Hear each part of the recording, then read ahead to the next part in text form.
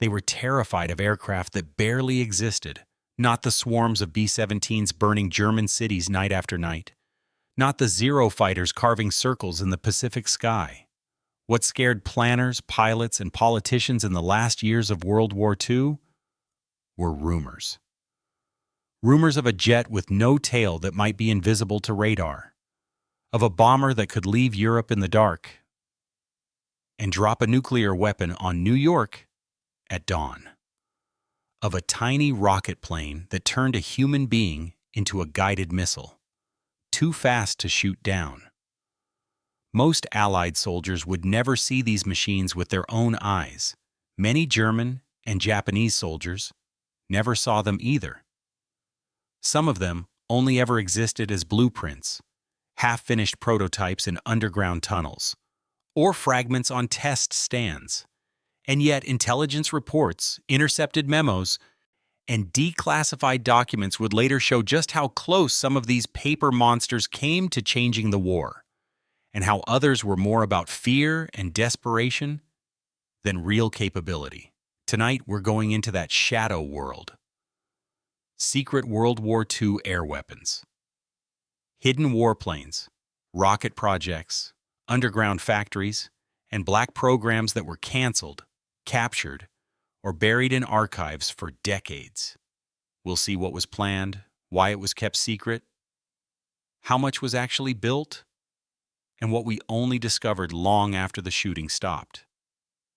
Because in a war already filled with bombers and firestorms, the most frightening planes of all were often the ones that never truly flew. Let's start with a shape that looked like it came from another century. In 1944, on a quiet airfield in Germany, a strange glider took off. It had no tail, no fuselage in the traditional sense, just a single broad wing curved like a boomerang with a small cockpit buried in the center. This was the Horton H-0229, or Horton H.IX, a jet-powered flying wing designed by the Horton brothers. It was meant to be a fighter bomber that could outrun Allied aircraft and present a tiny radar cross-section long before anyone used the word stealth. On paper, the numbers were terrifying. Two Junkers Jumo 004 jet engines promised speeds far beyond most piston-engined fighters. The smooth, blended shape of the wing reduced drag, and the wooden skin, according to post-war claims, might even have been intended to absorb some radar energy. In practical terms, imagine this. In less than 15 seconds, a H-0229 at full power could close the distance of a football field nearly 10 times over. And you'd hear the hiss of its jets after it had already flashed past your formation. But there was a problem. Or rather, many. The first prototype flew as a glider in March 1944. The first powered prototype flew in early 1945 and crashed on its third flight when an engine failed. Only 3 airframes were completed in any form. None ever entered service. Still, this wasn't just a weird one-off machine. It was one piece of a much larger, much darker story. Germany's late-war obsession with secret air weapons, built in hidden factories, in a desperate attempt to change a war they were already losing. To understand why, you have to go underground. In August 1943, British bombers hit Peenemünde, the main German research site for the V-2 rocket program. The raid damaged facilities, and more importantly, he convinced the Nazi leadership that big, visible weapons factories on the surface were suicide. So they simply moved the war inside a mountain. At Kohnstein, near Nordhausen, they carved tunnels into the rock, 2 parallel galleries connected by dozens of cross passages. This underground complex became known as Mittelwerk, Central Works. Inside, under constant secrecy and brutal security, thousands of slave laborers from the Mittelbau-Dora concentration camp were forced to assemble V-2 rockets and V-1 flying bombs. No sunlight, little fresh air. A factory measured not in square meters, but in meters of tunnel. Here is one of those math moments. At full production, the goal was to turn out dozens of V-2 rockets per month, each about 14 meters long and weighing over 12 tons. Row after row of these ballistic missiles, built inside a mountain to be fired at London and Antwerp. The weapons themselves were horrifying enough. A V-2 rose faster than the speed of sound and came down faster still. There was no warning siren, no engine noise, only an explosion. And then, a delayed thunderclap from the sky. But the secrecy was just as important as the technology. These rockets were supposed to be a revenge weapon, a shock to Allied morale. The fact that they came from an underground city only added to the myth. When American troops finally overran the region in 1945, they were stunned to find what looked like an entire hidden industry beneath their feet. In the months that followed, teams raced to grab every rocket, every drawing, and every engineer they could. Yet that scramble would later feed directly into both the American and Soviet space and missile programs. The tunnels themselves, once so secret that even many Germans didn't know they existed, weren't open to the wider public until the 1990s, when part of Mittelwerk became a memorial and museum. But if Mittelwerk was about building terror for Europe, Berlin's planners had an even stranger dream: to reach across an ocean. In April 1942, the German Air Ministry quietly launched a project with a simple, chilling name: Amerikabomber. The idea was outrageous for the time: a long-range bomber capable of taking off from Europe, flying thousands of kilometers, striking the east coast of the United States, and returning home. The plan envisioned roughly 11,600 kilometers of round-trip range. In other words, from Germany to New York and back. Yet design teams at Messerschmitt, Junkers, Heinkel, and Focke-Wulf all drew up proposals. The Me-264, the Ju-390, the He-277, hulking 4- or 6-engined monsters on paper that looked like bigger, meaner versions of existing German bombers. Some prototypes were actually built and flown. One Ju-390 reportedly made a very long test flight over the Atlantic, though later historians have debated just how far it got. But here's the twist: the full project plan, 33 pages long, wasn't widely known during the war itself. It sat, replicated in a few copies, in German offices. Only decades later, a historian named Olaf Gröhler found one surviving copy in Potsdam. And that's when we finally got a full picture of just how seriously the idea of bombing New York had been considered, and how much of it stayed trapped in what if. Imagine being an Allied intelligence officer in 1943 and hearing fragments of this: intercepted references to a New York bomber, strange long-range prototypes, rocket experiments. You don't know how real any of it is, but you have to prepare as if one day a German bomber could appear over Manhattan. In that sense, Amerikabomber was already doing its job, not as a weapon, but as a phantom. If you're enjoying diving into these hidden corners of World War II, the projects that lived half in blueprints and half in nightmares, this is a good moment to say, consider subscribing and hitting the notification bell. A simple like and a comment help more than you might think. Yeah, and they genuinely let this channel keep telling stories that usually stay buried in footnotes and archives. Now back to the front lines. Because not every secret aircraft stayed on paper. Some of them were very real, and they were pointed straight at ships. Late in the war, when Japan's Navy was being driven back island by island, the Imperial Japanese Navy approved one of the most extreme air weapons ever used: the Yokosuka MXY-7 Oka, meaning cherry blossom. On the outside, it looked like a small, stubby-winged aircraft, but it wasn't really a plane. It was a manned rocket-powered bomb. Here's how it worked, in broad, non-technical terms. A larger bomber, usually a Mitsubishi G4M Betty, would carry the Oka under its belly, like a parasite. When they got close enough to an Allied fleet, the Oka would be released, and the pilot would glide toward the target, then light 3 solid fuel rockets in the tail for a final, screaming dive, with a massive warhead in the nose. and speeds of hundreds of miles per hour in the last seconds. There was almost no time for defensive fire to react. In just a handful of seconds, the Oka could cross a distance that would take a conventional bomber half a minute or more. That's the math moment the Allied sailors felt in their gut. By the time you spotted this tiny comet of metal and flame, it was already almost on top of you. The range, however, was tiny, roughly 37 kilometers.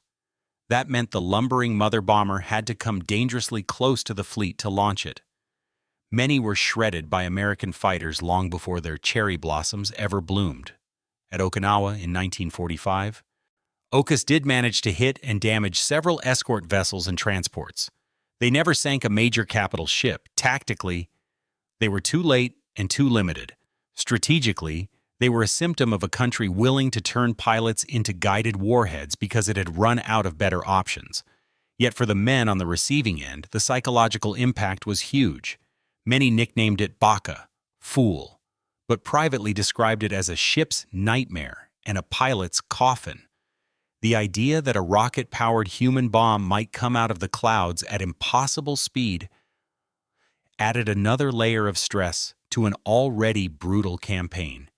And once again, much of what was known about the Oka during the war came from scattered reports, fragments of wreckage, and rumors. The full scale, around 852 built, meanwhile, multiple variants including trainers, only became clear when Japanese records and captured examples were studied after the surrender. While Japan turned pilots into rockets, the United States quietly explored something almost as strange in the deserts of California. At Muroc Dry Lake, the place we now know as Edwards Air Force Base, engineers at Northrop were experimenting with another flying wing, the XP-79.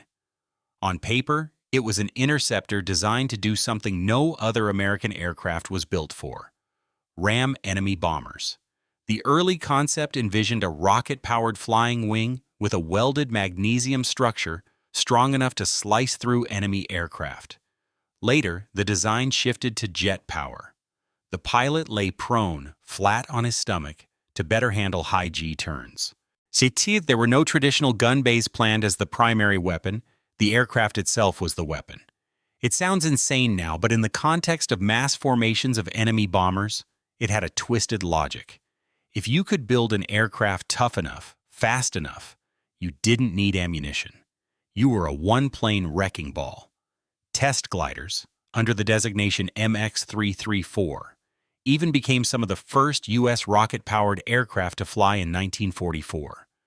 But here the story hits its own tragic wall.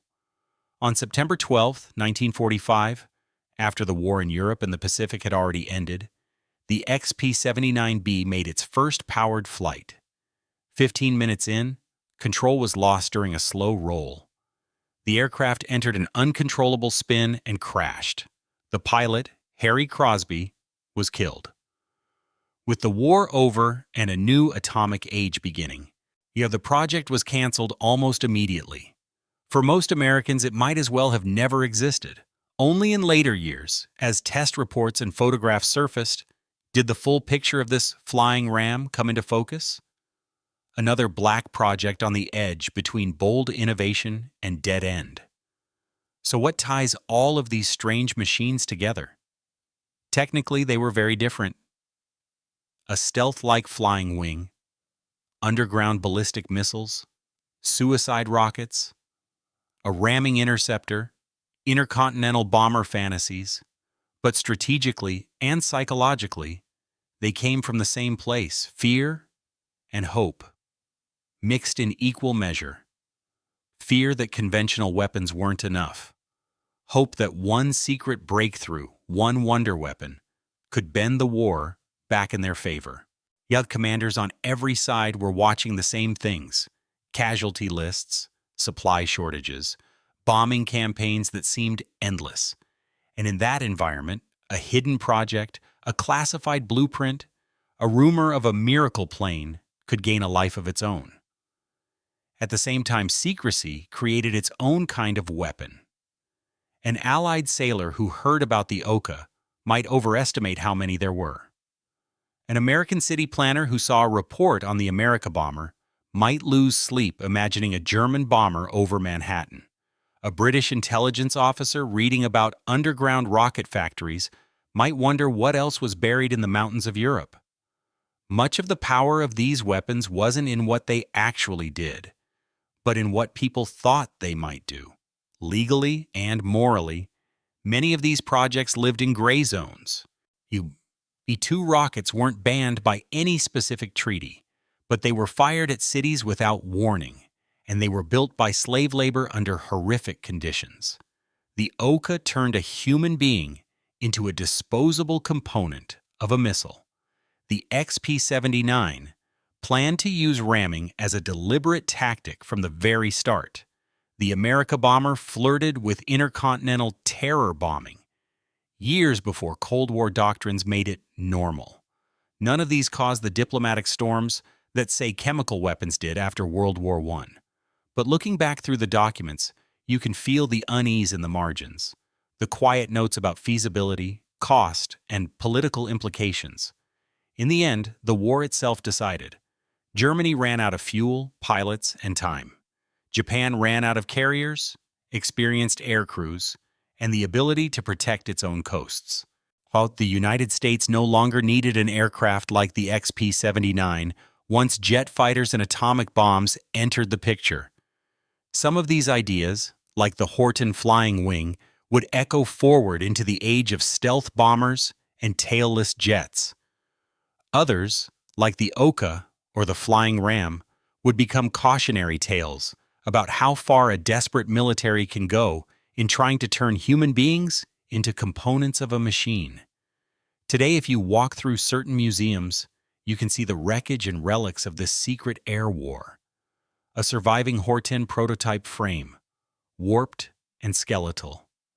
An Oka hanging from the ceiling, looking almost toy-like until you read the placard.